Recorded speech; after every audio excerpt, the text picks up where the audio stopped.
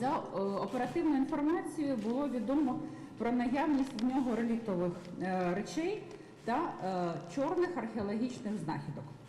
Майже за тиждень обшуків нами виявлено документи щодо руху грошових коштів на підприємствах цього громадянина в окупованому Криму, докази його бізнес-зв'язків з Сергієм Аксьоновим та сплати податків на території півострова та тимчасово окупованих міст України.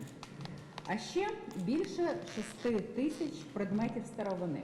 Мечі, шаблі, шоломи, кольчуги, наконечники для стріл та списів, рушниці та карабіни, амфори, нашийні гривні, монети, предмети посуду та побуту.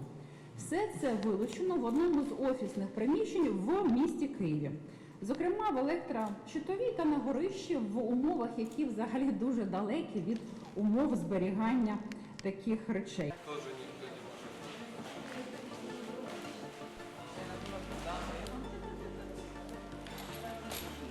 Ціна колекції попередньо декілька мільйонів доларів США. Культурна цінність об'єктів буде встановлена в кримінальному провадженні в ході проведення судово-мистецтвознавчої експертизи. Я вам скажу, що якщо навіть мечі брати, у нас уламки є, які ранньої середньовіччини, але не таких типів. Якщо брати цю колекцію іранської зброї, взагалі немає. Тобто шоломів один у нас із дореволюційних розкопок, це з пастирського, старі розкопки. З точки зору культурної спадщини ця цінність дуже, це таке, власне, знаєте, є таке поняття соціальний культурний капітал, якщо ви можете. Оце йдеться про це. Тому що, в принципі, це речі, які належать українській історії, вони з конкретних територій.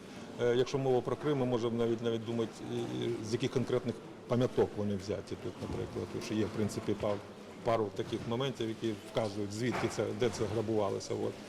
І в цьому сенсі вони, в принципі, все рівно мають культурну історичну важливість.